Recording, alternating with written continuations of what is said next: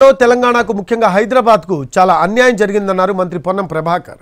హైదరాబాద్ ఇమేజ్ను దెబ్బతీసేలా కేంద్ర మంత్రులు వ్యవహరించవద్దని, హైదరాబాద్కు చెందిన ఎంపీగా కేంద్ర మంత్రి కిషన్ రెడ్డి మీద బాధ్యత మరింత ఉందన్నారు మంత్రి. గతంలో హైదరాబాద్ స్మార్ట్ సిటీ ఉన్నప్పుడు దాన్ని ఆనాడు ముఖ్యమంత్రి కరీంనగర్కు స్మార్ట్ తీసుకుపోయాడు, సంతోషం ఆ జిల్లా బిడ్డగా. కానీ హైదరాబాద్ కూడా ఇంత పెద్ద ఎత్తున మహానగరం పెరుగుతున్నటువంటి మహానగరానికి కేంద్రం నుంచి నిధులు రావచ్చేటువంటి విషయం లోపల 10 సంవత్సరాలుగా అన్యాయం జరిగింది.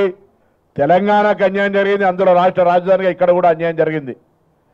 కాబట్టి హైదరాబాద్ నుంచి ప్రాతినిధ్యం వహిస్తున్నటువంటి మీరు హైదరాబాద్ నగర అభివృద్ధిని దృష్టిలో పెట్టుకొని, తెలంగాణ అభివృద్ధిని దృష్టిలో పెట్టుకొని, తెలంగాణలో ఉన్నటువంటి అన్ని జిల్లాలకు నిధులు కేటాయించే విధంగా తమరి కార్యక్రమము, తమరి బాధ్యత ఉండాలని సందర్భంగా నేను కోరుతా ఉన్నా.